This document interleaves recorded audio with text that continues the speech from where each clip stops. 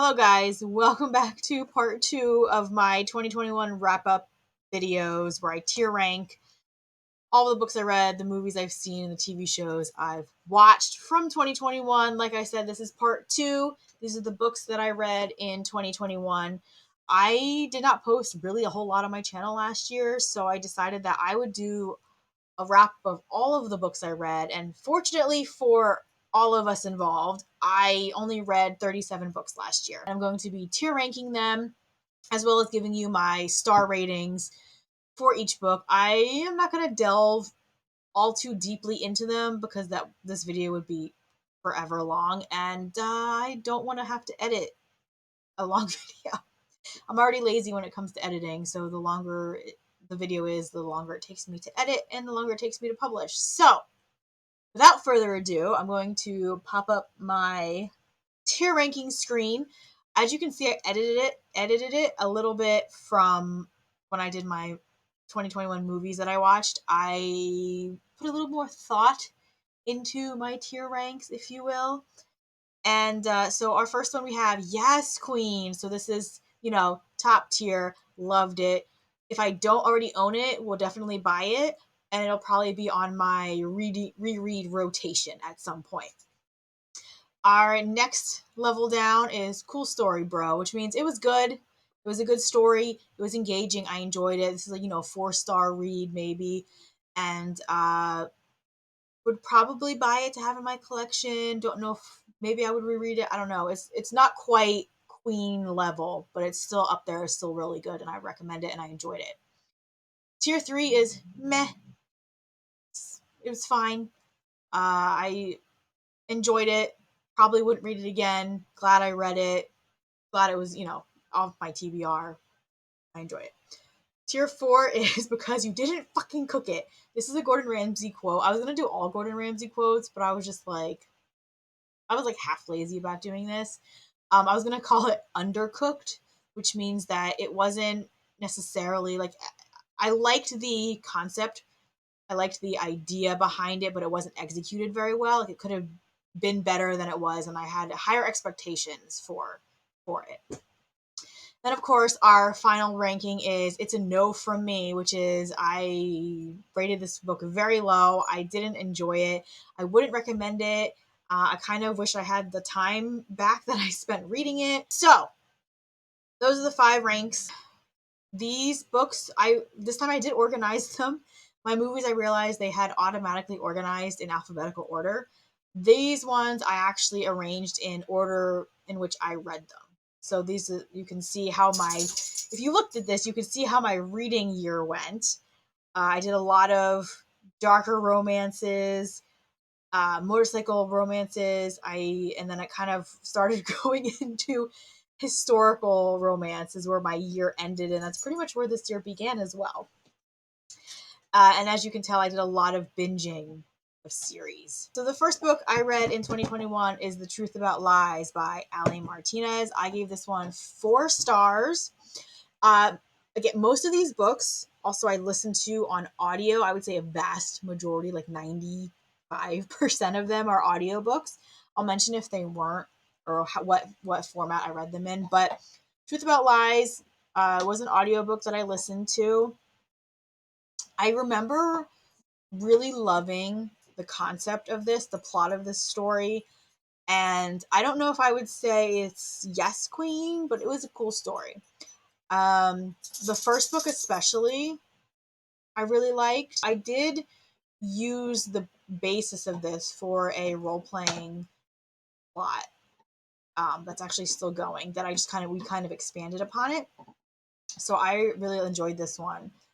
And then the second book was The Truth About Us, again by Ali Martinez. And this one, I think this happened a lot with the books I read this year, where the first book was amazing, really good, and then I kind of, the sequels and the spin-offs just kind of petered out, and I wasn't as thrilled by them. This is no different. I think I gave this one 3 stars. And it wasn't it was a good story. The whole concept of this was interesting and engaging, and I love the narrators of this. Okay, next we have Voyeur by Fiona Cole. This was an interesting story. I was very intrigued by this plot line because it's about a um, girl who works at a sex club called Voyeur, where it's a voyeurism. So she has a partner and they do scenes and sexual scenes together and things like that. And then people pay to watch. And her professor, I think, ends up becoming a client. And like you don't know, you're behind, you can be in the room with the person or behind like a one-way glass so they can see you but you can't see them. So she has no idea that her professor is watching her. I mean, and then eventually she does find out and he doesn't realize that she knows that he's there. And it's a whole thing. The concept of this was so interesting to me. It had me, but it just wasn't executed as well as I wanted it to be. So this is definitely, I rated it 2 stars for this very reason. So I definitely think this was undercooked. It was good. It was steamy, but it just wasn't necessarily what I wanted out of a book like this. Um, so yeah, I do think that I'm going to continue on with reading because I know there's like 5 or 6 books in this series, and I think they all surround this club, the Club Voyeur. I think, not 100% sure, but I am interested in exploring. There's other um, tropes. Each book is like a different trope. So I'm interested to see if they are any better or if they're similar. Uh Next we started with my series binging. This is actually the second book of the series, Reaper's Legacy by Joanna Wild. I could not find, I think Reaper's Property is the first book and I couldn't find it. These are all, I listened to them all on audio. This I listened to on audio. I was looking for the first book on audio because I have the fourth book. Is it Reapers? One of them I have in an actual physical book, and I was going to read it and then realized that it was like the fourth book in a series. And I'm one of those people that I don't necessarily like reading books out of order because I don't like missing things. So I was going to start the series from the beginning, but I couldn't find the first book. So I ended up starting in the second book, which irked me, but I got over it. Anyway, Reaper's Legacy is the second book of the Reaper's MC series by Joanna Wild. This one I gave 3 stars. These Reaper's MC books I binged back to back to back to back. I don't remember them. They all blend together. I'm going to say this was meh, maybe. I know I binged them though. Like I enjoyed them a lot, and I don't remember. It's terrible because I don't remember the characters. I don't remember the plot hardly at all. I remember I was listening to these as I was commuting back and forth when I was dog sitting for a week. It's terrible. I'm just going to say meh because it was forgettable, but I remember at the time when I was listening, I was really enjoying them and flying through them. Anyway, so that brings us to book 2, Devil's Game by Joanna Wild. Another one I don't read. Terrible. Meh. And I'm going to say the same for Reaper's Stand because, again, I don't remember. And I remember stopping here because the one after this is the one that I have the physical copy of, and I just wasn't in the mood to physically read. So I just stopped with the series. These all got three. We got 3 3-star, and then Reaper Stand got 4 stars. So that one must have been superior in some sort of way. Next we have where my year just went on a much more positive turn. So this is I've read Penelope Douglas before. I read what did I read by her? Birthday Girl, and I read Misconduct, and I love Birthday Girl. Misconduct was a little bit of a miss for me. I'm not big on like this teacher parent sort of. I'll do student teacher, but like teacher parent is kind of meh for me. But this is where I delved into her darker stuff because we have the Devil's Night series, which was loved it. I was obsessed with these books. So the first one we have is Corrupt. Again, I listened to these on audio, and let me say, I love when books that have a male perspective and a female perspective actually have a male narrator and a female narrator. And these narrators were fantastic. I loved them to the point where I was looking up who they were to see what other books they narrated so I could listen to them some more because I love them that much. So we have Corrupt by Penny Douglas is the first book of the Devil's Night series.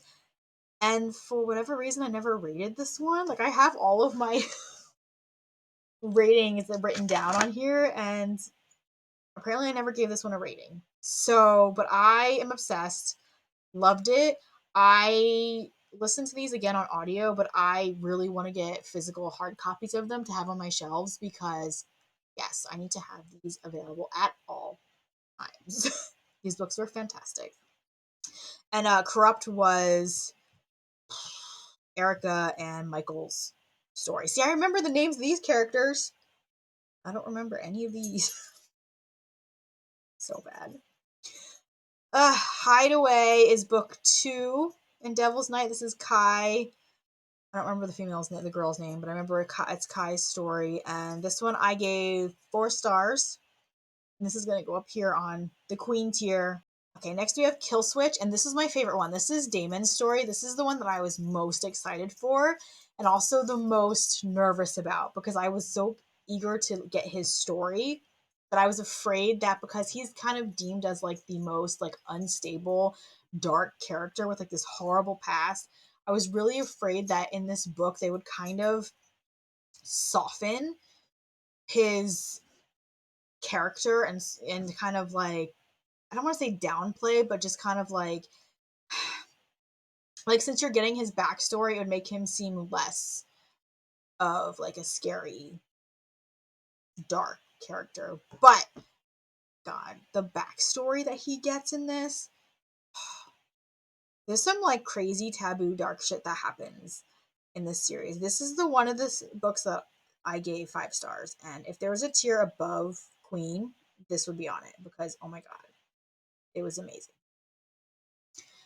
Now, next one is Priest. This was one I was reading in an ebook. Let me tell you how long this book took me to get through.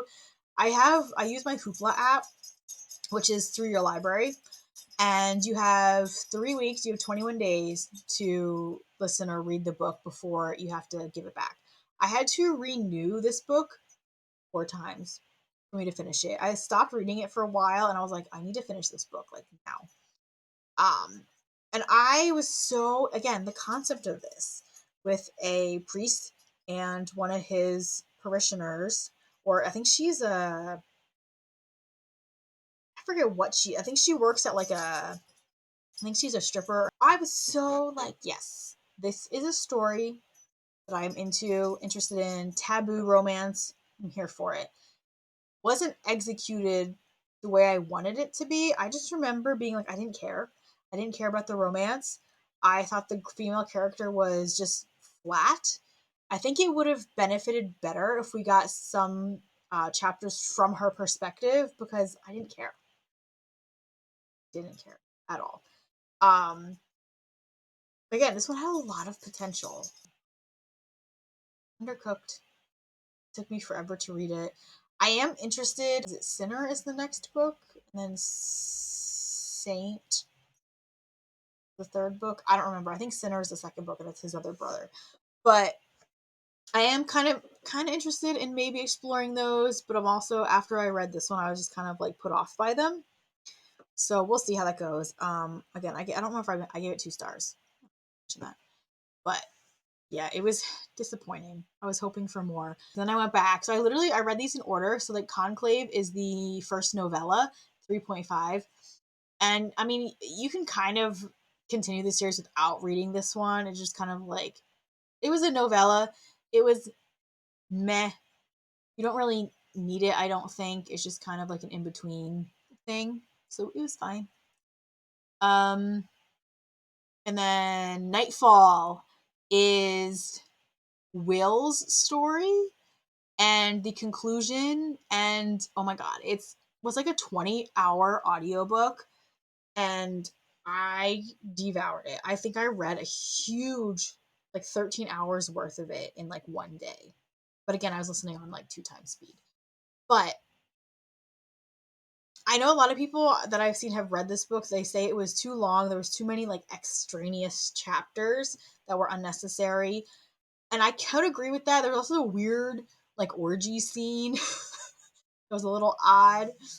But what I loved about this particular book is how so this whole series takes place, it goes back and forth from uh previous years when people in high school, and what happened on a single devil's night, and then what the repercussions of everything that happened after, like how it is now. And they're discovering things about what happened that night, that it's all weaving together. So you have two different perspectives, two different timelines, and four different books that have different perspectives of the same night. And it's just fascinating because it all weaves together. Like each book, you see Michael's view of what happened that night because he wasn't actually there, and then you get Kai's view of what happened that night, and then you get Damon's view of what happened that night, and then this one you get Will's perspective of what happened on that same night. And it was so good. I was obsessed. I loved it. Yes, there were parts of it where I was like, okay, I don't care. Like those extra chapters that you're just like, there's just these other people around, and you're like, you don't really care what they're doing. But the end, it was just the ending of this series and how it all wove together. Loved it. Obsessed. I can't. These are the four books that I need to have. I do have Conclave and I do have Nightfall. I got them for Christmas, the two novellas. But oh my god, I need these books now. Now, and I want to read them at some point. Reread them again. So the final book in this series is Nightfall. It's the last novella. It's a meh. It's kind of like everything that happens afterward, where everyone's kids are older, and they kind of take Devil's Night and make it their own as they're adults. And yeah, and I'm pretty sure that Penelope Douglas is writing a spin-off series with their kids. I know right now she's doing the Fall Away series, the kids from the Fall Away series. So it's probably going to be a while before we get the spinoff of this series, but oh my god, guys, I can't wait. So excited. So yeah, I highly recommend this series. If you, and I mean, it's dark. There's some crazy, twisted, taboo, dark shit that happens, especially in Damon's book. Things happen, but it's so good. I really recommend the series if you're into dark romance. Next, we have King by T.M. Frazier. Again, this one is I forgot to give you guys ratings. So Killswitch I gave 5 stars. I think I mentioned that.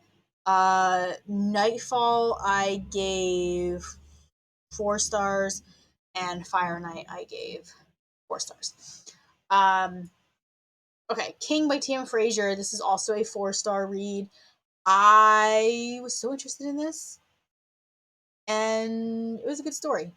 Cool story. Yes.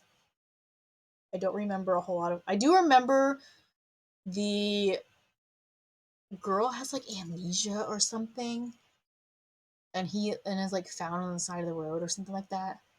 That's how I remember the beginning of it. But I do remember in the second book, Tyrant. So this is a duology. King and then Tyrant is the conclusion to that duology. There is a character introduced in the end of this book that I did not realize had his own book. And I was like, yes, thank you. So it's a prequel book, which is The Dark Light of Day, I think is what it's called, is this one here. Which I was kind of upset that I read at the end. I didn't realize it was the prequel to the. Anyway, we're not there yet. Tyrant was one of those where it didn't live up to the first book. It was fine. It was meh. And again, I gave it 3 stars. It was fine. It was a decent conclusion. But I did like the introduction, or the mention of. I shouldn't say the introduction, because if you read The Dark Light of Day first, like, you know who this character is. So there's like a cameo, I guess you would say, of him in Tyrant, which I would have appreciated more if I would have read this book first. But anyway, so next we have Lawless, again by T.M. Frazier. So this is a spin-off duology with Bear, who is a side character in the King duology. Um, I remember less about this than I do about these two. So these are, I would give them both 3 stars, and they're fine. They were interesting. I don't remember. I remember his name is Bear. I don't remember the love interest at all, unfortunately. Um, I don't remember. I remember vague scenes from these books, but not a whole lot. And I think they gave them both 3 stars. I think I said that. Then I read The Dark Light of Day. This is the book that I was eager to read because I was so interested in this character that was introduced at the end of Tyrant, who was like a hitman. I love me a hitman romance.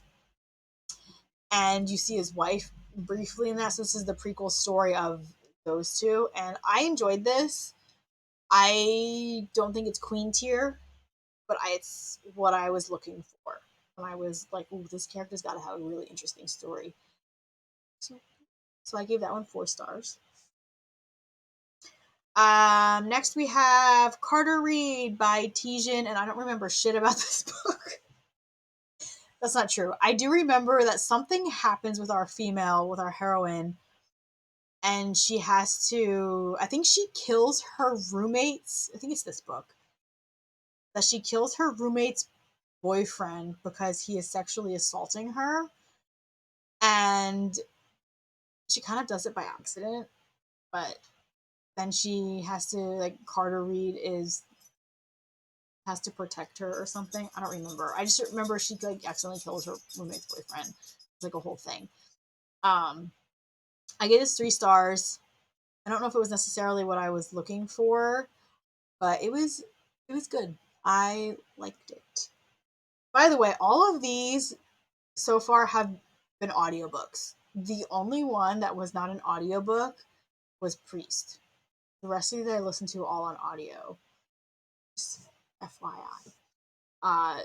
Next we have Let's Get Textual by Tegan Hunter. I don't remember, again, I don't remember shit about this book. However, I gave it 5 stars. So I guess I enjoyed it immensely because I gave it 5 stars and I wanted to read the rest of the series. I never did finish the entire series because it's, I guess you can read them as standalones, but it's like side characters getting their own books. Anyway, I give this 5 stars. I don't remember anything about it. I remember I don't remember, was this one or this one? One of them has a baby goat. I remember the baby goat being freaking adorable, and I don't remember which book it is, if it's this one or the other one. I don't know. But I'd probably do Cool Story, bro. I gave it 5 stars. I apparently I enjoyed it. I think this was probably the one with the goat if I gave it 5 stars. I remember he he owns his business or something, and he buys like a baby goat, and then he buys a friend for the baby goat, and she was like, "Oh my god, you have a goat." Or they were like joking about it, and he like actually went out and bought not her, but he actually bought a baby goat. That's all I remember about it. It's terrible. I'm so bad at, unless it's right in front of me, I don't remember. Or if it's dark romance that I'm like obsessed with, like Devil's Night series. I remember a lot of them happen. Anyway, next we have the one thriller book, or I think it's in the horror section of the bookstore, but the one thriller book that I had started. This is my vlog of finishing books that I've been currently reading the longest. So I started this in like 2020, I think, for Halloween, and I finally finished it last year, and that's The Whisper Man by Alex North. I gave this one 4 stars. I talk about it. I'll link the video up on the screen. Because I do do a reading vlog for this. So I do talk about what I liked about it, and that I enjoyed it more than I thought I would, because I never really thought I was like a thriller or horror book person. I just kind of was like about them. I don't know. This book maybe changed my mind and wanted me to explore others. At least by Alex North, I did get The Shadows. I haven't read it, yeah, obviously, but I did get it, and I did get a couple of other books that I wanted to explore that are in like the horror thriller genre. I gave this one. What did I say? I gave this one 4 stars, and this was a good story. It's a cool story. I wouldn't read it again. Maybe not. Probably not. But I'm glad I did read it. I'm glad I. It was an impulse buy, actually, to be honest. Next, we have I Want to Text You Up, which is the sequel or the spin-off, whatever book from Let's Get Textual by Tegan Hunter. I gave this 3 stars. Again, don't remember shit about it. I think this was her roommate? It's her roommate's story or something. I don't remember. I just remember from the first book when you meet the characters from this book.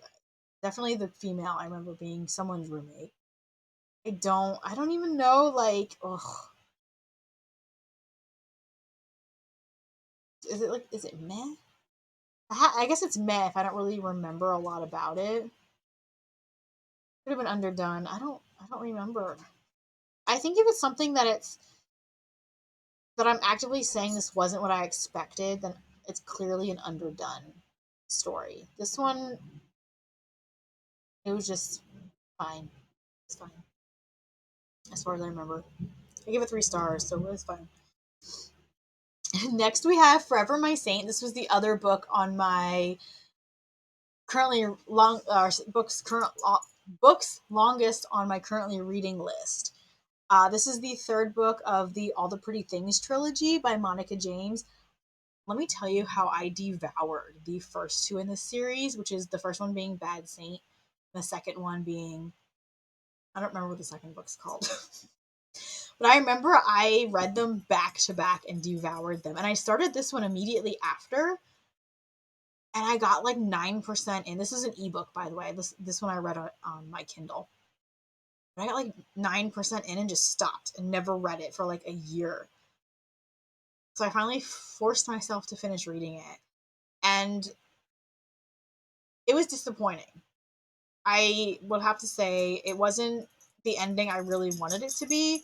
I think part of the reason was because I had waited so long in between reading the second book and to finishing the third book that I just kind of was so disconnected from the story and the characters. I do remember a lot of what happens in this, but it just wasn't on that same level. I loved Bad Saint. Bad Saint was fantastic. I devoured that book in, like, if I didn't have to go to bed, it would have been in a day. But I started reading it late at night, so it was like 2 days. I devoured that book. And I honestly don't remember that much about the second one. I mean, I do, but not a lot because I read them so much back to back. But like, Bad Saint was phenomenal, and this one just it didn't hit it for me, and it's underdone. I think the ending just needed to be different. It wasn't. I don't know. There was just not what I wanted. It wasn't what I wanted in it. I'll just say that. Next we have, what did I give this? I gave this 3 stars. It was fine. It was a fine conclusion, but not what I wanted. Next we have The Turncoat by Donna Thorland. So this is my stepping into the historical romances that, as you can see, I took up the rest of my year. So The Turncoat was actually the first book. I think I mentioned in one of my last videos that I had intended to read some books for a reading vlog of historical romances set during the American Revolution. Like, I finished watching Turn Washington Spies for like the third time, and I was just in a American Revolution mood. So I found some books that were set during that time period, and I was going to do a reading vlog for them. It didn't happen. Things happened in real life that I couldn't focus on reading all that much. So this is the only book that I completed for it. This one I gave 4 stars. I liked this one. I liked it because it gave me the turn vibes that I wanted without like being like, it doesn't mention necessarily Washington's cult or spy ring, but it has a lot of key players. Like you have Peggy Shippen and Benedict Arnold, and you have John on. I don't think you have Benedict Arnold, but you have John Andres in it. John Andres like the villain in it, completely different from the character you see on the show. But it was interesting. I enjoyed it. It was definitely a good story, very good story. So this book was my one and only DNF for the year, The Colonel's Lady by Laura France. This was one of the other books that was going to be part of my American Revolution reading vlog that I was going to do. I didn't make it very far. I probably made it 50, maybe 50 pages, if that, into this book. It was just not, I didn't like the writing style. It seemed very, I don't know, I want to say almost juvenile. Like the character in this seemed, I think she was in her 20s, maybe she was younger than that. I'm not sure, but she definitely felt like an immature, I don't know. I didn't like the character. It was just weird, the whole dynamic. I don't know. I wasn't a fan of it. I DNF'd it. I only DNF. And it was also categorized as like Christian fiction. I'm not a big fan. Like, I like dark stuff, taboo stuff, priests having affairs with, you know, so like a book that's like labeled as Christian fiction, where it's gonna have not have smutty stuff in it, and it's gonna be like proper, like boring. I need some fun things to read. I know that's kind of like terrible to say, but it's true. I get bored if there's no angst, if there's no spicy stuff going on. I mean, I didn't get that far into this book to see if that's anything happens, but it just wasn't doing it for me. The next book I read, again, this was, so The Turncoat was a physical book, Colonel's Lady was a physical book. Next we have When the Scot Ties the Knot by Tessa Dare. So this one, I had a physical copy of it, but I ended up finding it on my Hoopla, so I listened to it. And this is where I started realizing I had like a weird relationship with audiobooks, and I realized that I wasn't necessarily getting the similar experience as I was when I physically read a book. Because when I'm listening to an audiobook, I can get distracted a lot easier, because I'm either driving somewhere and I'm not paying attention to the book, I'm paying attention to the road, or I'm just distracted by something else. And if I'm listening to it at home, I'm usually multitasking, I'm usually cleaning or painting my nails or painting whatever. Like, I'm doing something else and I'm not giving the book my full undivided attention. So I wanted to like this book. The premise of this sounded fantastic. It's our heroine who makes up a lover for herself and writes letters to him, and just pretty much writes it as if she's writing like to her diary, pretty much, and sending these letters out. And like he's a real person, and he's getting these letters and shows up at her doorstep one day like, hey, you know, I'm here for what you promised me in your letters. And it just, the concept was there. I'm sure if I would have read it physically, I would have gotten a different experience with it. But just listening to an audio wasn't as fulfilling, I guess. And I ended up giving it 3 stars. So this was meh. I'm gonna say it was meh. I don't want to say it was undercooked, because I feel like the aspects of it were there. Next is my foray into the Bridgerton book series. I was late to the Bridgerton fan wagon, I have to admit. I'm one of those people that kind of shy away from big, like, mainstream shows or movies that are like out right away and everyone's watching them all at the same time. Like I'm one of those people that misses the hype train. Sometimes intentionally, sometimes not intentionally. Sometimes I just don't really have interest in them at the time. And then like a few months later or later on down the line, I'll watch it and be like, "Yo, this is fantastic," and like the hype is kind of over for it now. Our first season of The Witcher was the same way. I didn't watch it until like March. And again, Bridgerton, I didn't watch until it came out, what, on Christmas of 2020. So I watched it, had to have been in like the fall, late summer, maybe I watched it. And then I decided that I would read the books. So I was late to that train.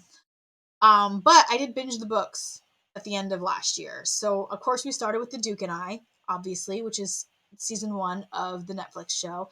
And I was kind of meh about it, to be honest. I think I give it 3 stars. I think it because I watched the TV show first, that when I read the first book of Daphne and Simon, I didn't really care. Because I'm like, I already know their story, and I was like meh about it. Didn't really care. So it's meh. Meh. I already knew their story. Then I listened to The Viscount Who Loved Me, which was Antony's book. This one I didn't really care about. I think I did give it 4 stars. This is Antony and Kate, I think. I don't remember their story a whole lot. I didn't really, not that I didn't care, but it was just kind of meh, whatever to me. So that was meh. This one I loved. An Offer from a Gentleman is Colin's book. It's Colin and Sophie, and this is kind of like a Cinderella retelling. And I'm obsessed with those rags to riches stories. I loved this. It was great.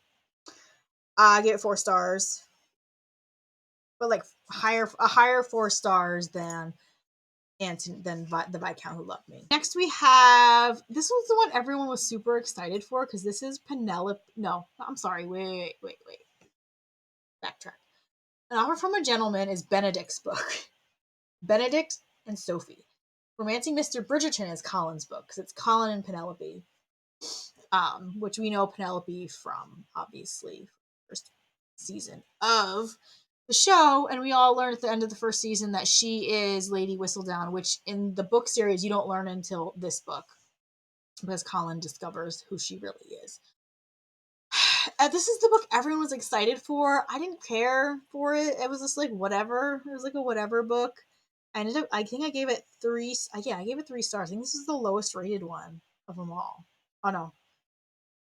Okay, it was one of the lowest rated ones. So I was just like, I didn't really. It's fine. It's fine. Next we have To Sir Philip with Love. This is Eloise's book. And I'm interested because in the show you meet Sir Philip. And the opening of this book is very dark. So just there's like a trigger warning in the beginning of that for, I don't know if you would call it suicide, but like attempted suicide perhaps, and like mental illness. And I'm interested because I think their cousin who goes with Sir Philip in the show is I don't know. I don't know. But yeah, this is Eloise's book. So this one I did give 4 stars, but it was also like it was it was fine. I'm trying to remember which one is. I think it is this one. This is the one that I really, really like. This is like the second one from Offer from a Gentleman. This one is When He Was Wicked. I think this is Francesca's book. And it's Francesca and Michael, I believe is his name. And this one is the deceased spouse's brother or cousin trope that I love. I love that trope. And I loved this book. It was great. Yeah. So those 2 are my, I think, favorite of the series. Next we have, oh gosh, Grace Burroughs, Lady Sophie's Christmas Wish. So this is when I was doing the historical romance readathon, the winter edition, and this was their group book. This one I again listened to on audio. The narrator was a male. He was terrible. Terrible narrator. Uh this concept of this book was there. It was a snowed in um they were snowed in with like an abandoned baby. I don't remember. I don't remember out of this book. I don't remember why someone abandoned the baby with them. I don't remember. And like they were lying about who they were to each other, and there was like this whole thing, and it was terrible. It was bad. I don't remember a lot of it. I didn't care. Um, it was just it was meh. No, it wasn't even meh. It was less than meh. Uh, yeah, it was bad. Didn't care. There was a lot of talk of like them changing the baby's diaper and like weird things I didn't care about. Next, we have The Name Game by CJ Swift. So, this is actually an arc that I received from the author. The author reached out to me and asked if I would like a advanced e-reader copy of their book, and I said absolutely. I liked this one. It was a little bit slow for me to get into. I had more thoughts in this somewhere else that I don't remember, but it was like a informational smutty book, if that makes any sense. Like there was a lot of good information about communication with sexual partners, and there was talk of like safe sex, and like there was talk of like them getting they even go together to get tested to make sure they're both clean because they have she's had multiple partners, and like she gets tested after each one of them. So it's a lot of like uh safe sex, being like conscientious of sexual partners and stuff like that. So it was informative. I can't remember. Forget what language I used. Um, there was communication in the like them talking about preferences and like, are you okay with this and trying this and that. And then there were, because it was an arc, it wasn't a completely finished copy. There was little like an author's note about there's a potentially triggering scene of an anal situation that doesn't go very well. So I actually enjoyed this for what it was. I I found myself not really caring a whole lot. Like I wasn't really emotionally invested in the couple all that much, but it was a fun book. It was very steamy, very well written, steamy scenes. So I enjoyed this. This was actually a good story. It's good. So I'm glad. Thank you to the author for reaching out to me for letting me read your book in advance. I love that. It's actually the first time that's ever happened, so that was really exciting to me. And I did. What did I give this book? 4 stars. Yes, I gave this book 4 stars on Goodreads. I don't have an official rating, like an actual review up there yet. My rating is there. Okay. Next, we have the other book I read for the historical romance readathon, and that is A Rogue by Any Other Name by Sarah McLean. I liked this one because this is the same narrator that narrated the Bridgerton books, Rosalind Landor, and I love her as a narrator. She does it so well. And unlike the narrator for Lady Sophie's Christmas Wish, when she changes her voice for the male characters or for other female characters, she gets a little bit higher pitched. So it's not the um, main female character, it's another one. You can tell the difference, but it's not like outrageous. It sounds fine. Unlike the male narrator for this book, Lady Sophie's Christmas Wish, that tried to do females and terribly. So I appreciate a good. I realized how influential a narrator can be on how well I like a book. So A Rogue by Another Name. I enjoyed this. This was a fun read. I think I gave it 4 stars. Yes, I gave it 4 stars. And I actually am right now almost done with the second book in the series, uh, which is her sister's book. Yes, because the epilogue in this book is like the beginning of the next book, and I was so excited for it. And this is so obviously that book's going to be on a different wrap up because it's in a different year that I'm reading it. But that book had what this book I said was missing. If you watch my historical romance reading vlog, I do mention that because there's a lot of things involving a gaming hell, and like I wanted there to be more of that. So there's more of that in the second book because she's kind of like there all the time. Okay, we got 2 more books left, and of course, the last 2 Bridgerton books. And next we have It's in His Kiss, and I believe this is Hyacinth's book, I think. This one I gave 4 stars. I don't. Oh, it's Hyacinth and Gareth, I think is his name, and it's Lady Danbury's grandson, I believe, is who that is. So this one was fun because we got a lot of Lady Danbury, who again is a character in the first book or in the first season of the TV show. We meet her then. We get more of her in this one, and you get to see her like being or interfering with her relationship between her grandson and Hyacinth. So this was a fun. I enjoyed this one. I still think that I I liked An Offer from a Gentleman better than When He Was Wicked, but I liked When He Was Wicked better than It's in His Kiss, if that makes any sense. Like they're all 4 stars, but like they're slightly higher. They're different ranked. And then finally, our last book from 2021, and a fitting end to the year, is the final book of the Bridgerton series, which is On the Way to the Wedding. This is Gregory. Is he the youngest? No, I think Hyacinth was the youngest.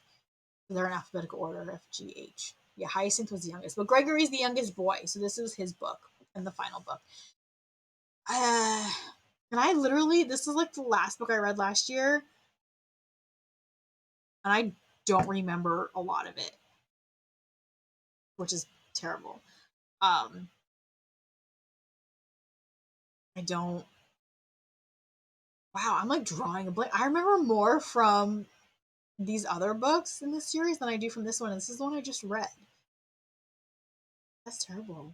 And I think it was lacking.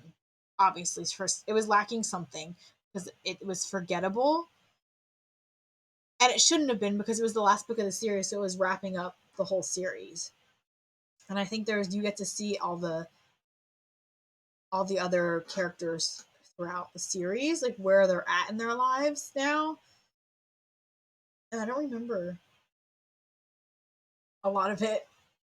It's terrible, but I gave it 3 stars. That was the other one that was a kind of the lower ratings of those series. So as you can see, this is my tier rank from 2021. And I mean, I guess it makes sense that it's a nice bell curve. Yeah, I have to say Penelope Douglas. That Devil's Night series, that was the absolute highlight of my year. For sure. I'm looking at all these other books and I'm like, no, none of them come close to Devil's Night. I was obsessed. I'm still obsessed with that series. Like, I want to reread it. Not right now. I have so many other things to read, even though I just started reading the first book of Black Dagger Brotherhood again because it's been 2 years and I need to read the series. There's so many of those books to read. Anyway, so I'm going to do a few honorable mentions because I did start these in 2021, but I haven't finished them yet. So I also have The Whispering Dead by Darcy Coates, which I started in October to read as a Halloween spooky book. Didn't finish it, but I am enjoying it so far. It's not really scary. It's interesting, but I need to finish that. Then for the historical romance readathon, I started also reading Hero in the Highlands by Suzanne Enoch. Then I also started reading The Holiday Swap by Maggie Knox. I was going to do a holiday reading vlog where I read Christmas books. I only was going to read 2 because I only had 2, which was The Holiday Swap and In a Holidays, and I never got to them. It just didn't happen. So I am almost done with a lot of like 3 different books that should have been 2021 books, but I didn't get to finish in time. So now they're going to be 2022 books. But so those are my few honorable mentions that should have been on this list, but didn't quite make it. And so that's it. This is my tier ranking. Again, I will leave the link to it down below if you guys want to rank them yourself. Let me know in the comments if you disagree or you agree, if you would move things around a little bit. Let me know. And that's it for this video. I hope you guys enjoyed it, and thank you for watching. If you stuck with it this long, I've been filming for almost an hour. I knew this was going to be long, but I didn't think it was going to be this long. Sorry. I'm going to try to cut it down as much as I can. But anyway, so we got one video left in my 2021 wrap up, and that is going to be the TV shows that I watched. And this could be, well, I'll explain more in that video because you don't need to know that now. But that one should be a lot shorter, hopefully, than this was, because I think there's less. Hopefully. So that's it for me today, guys. Again, I hope you enjoyed this video, and I will see you guys in my next one. Bye.